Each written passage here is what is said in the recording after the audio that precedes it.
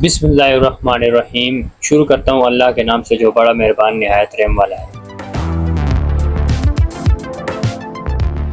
अस्सलाम वालेकुम फ्रेंड्स, कैसे हैं आप सब। उम्मीद है कि आप सब खैरियत से होंगे। आप देख रहे हैं इन्फोपीक और मैं हूँ अहमद अली आराई। प्यारे दोस्तों, आज की इस वीडियो में आपको सिखाया जाएगा कि कम बजट में हम अपने घर के सिस्टम को किस तरीके से चला सकते हैं। यानी कि ऐसे दोस्त हजरात जो चाहते हैं कि कम पैसों के अंदर आपके घर का लोड चल सके, तो ऐसे दोस्तों के लिए लाजमी है कि इस वीडियो को आखिर तक लाजमी देखिएगा, क्योंकि इस वीडियो में आपको प्रॉपर तरीके से सिखाया जाएगा कि कम बजट के अंदर हमने अपने घर के लोड को किस तरीके से मैनेज करना है, यानी कि किस तरीके से हमने घर के लोड को चलाना है। और इसके साथ ही आपको वोल्टेज कंट्रोलर के कनेक्शन के बारे में भी सिखाया जाएगा, क्योंकि फ्रेंड्स अक्सर दोस्तों की ये कंप्लेंट्स होती हैं, हमारी बैटरी जो है बहुत जल्द कट ऑफ हो जाती है, हमारे घर का लोड जो है प्रॉपर तरीके से नहीं चल सकता, जिसकी वजह से हमारी बैटरी जो है हमें बैकअप नहीं देती। तो फ्रेंड्स, वोल्टेज कंट्रोलर के अंदर कॉन्फ़िगरेशन होती है, ऑटोमेटिक वो बैटरी को कट ऑफ कर देता है। तो वोल्टेज कंट्रोलर की सेटिंग के बारे में भी और इसके कनेक्शन के बारे में आपको समझाया जाएगा। तो आपसे गुजारिश है कि आप वीडियो को आखिर तक लाजमी देखिएगा और चैनल को सब्सक्राइब और लाइक कर दिएगा, और वीडियो अच्छी लगे तो इसे लाजमी शेयर कीजिएगा।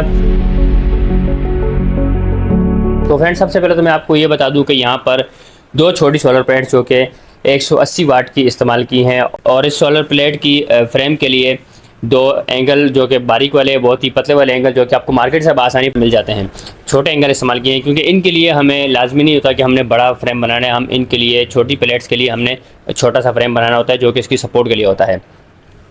और इसके साथ ही फ्रेंड्स 200 एम्पेयर की बैटरी यहाँ पर फोनेक्स की इस्तेमाल की है, ताकि इनको रात देर पा तक बैकअप मिल सके। और पूरे सिस्टम की कनेक्टिविटी के लिए जो वायर इस्तेमाल की है यहाँ पर 2 mm की वाइट कॉपर की, और वायरिंग की फिटिंग के लिए यहाँ पर चैनल पट्टी के जरिए हम इसकी फिटिंग करेंगे। और बैटरी के कनेक्शन के लिए दो यहाँ पर टर्मिनल जो कि कॉपर के लिए हैं।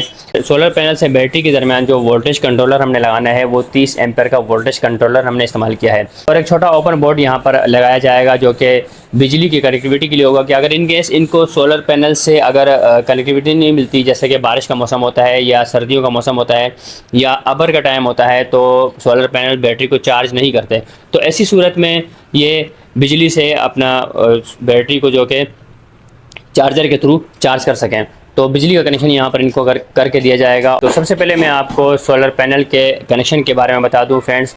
छोटी सोलर पैनल्स जब भी हम लगाते हैं तो इनके कनेक्शन अक्सर पैरेलल किए जाते हैं, क्योंकि अगर इनके कनेक्शन अगर हम सीरीज़ करेंगे तो हमारी बैटरी जो कि वो चार्ज नहीं हो पाएगी। पैरेलल कनेक्शन और सीरीज़ कनेक्शन की वीडियो ऑलरेडी मैं बना चुका हूँ, मैं आपको डिस्क्रिप्शन में भी अपने लिंक देता हूँ, जिन दोस्तों ने ना देखी हो आप वॉच कर सकते हैं।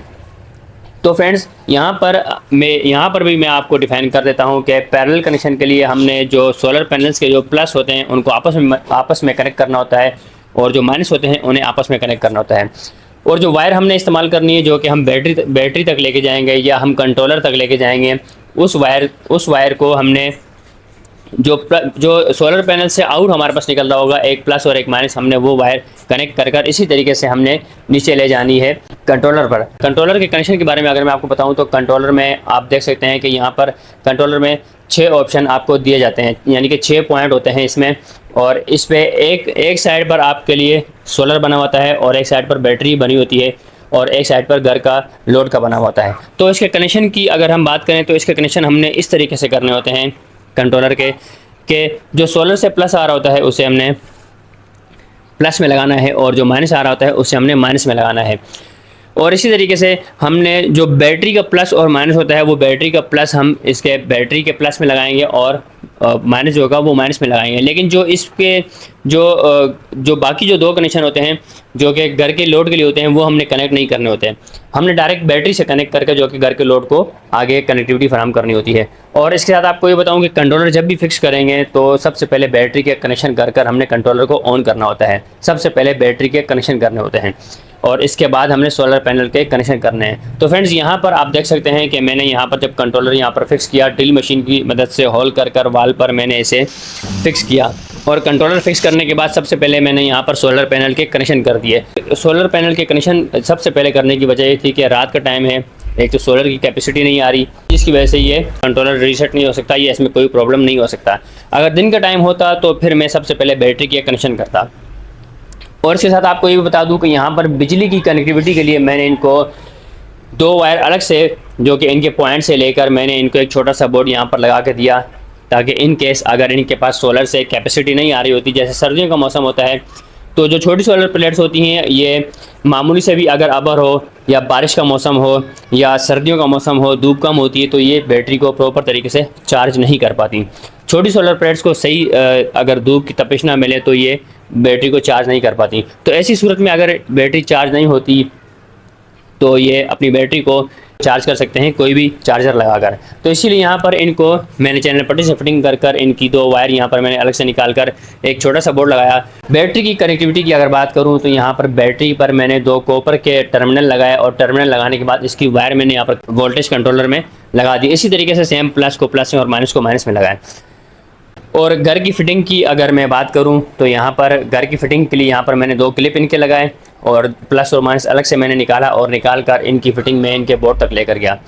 और फिटिंग करने के लिए मैंने चैनल पट्टी की मदद से इनकी पूरी जो है वायरिंग को फिट किया और चैनल पट्टी को ड्रिल मशीन की मदद से होल करके प्रॉपर तरीके से मैंने फिट किया और वायर को कनेक्शन के लिए घर के लोड तक पहुँचाया।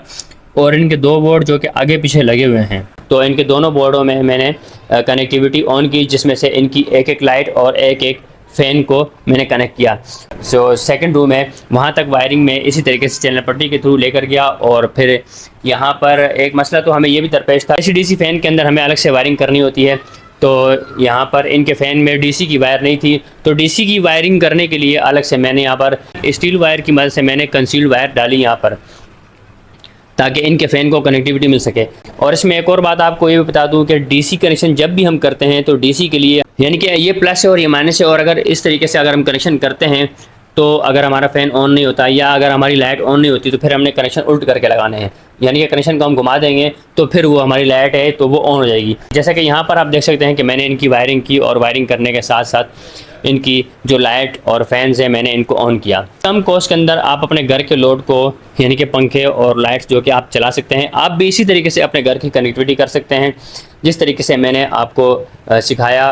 वोल्टेज कंट्रोलर के कनेक्शन और बैटरी के कनेक्शन और फिर इसी तरीके से सोलर पैनल के कनेक्शन। तो प्यारे दोस्तों, ये पूरी इंस्टॉलेशन का तरीका जो कि मैंने आपको समझाया, उम्मीद है कि आपको समझ आ गई होगी। आप देख सकते हैं यहाँ पर इनके फ़ैन भी चल रहे हैं और इनकी लाइट्स भी चल रही हैं। 24 घंटे इनका फ़ैन और लाइट्स इस पर चलते रहेंगे।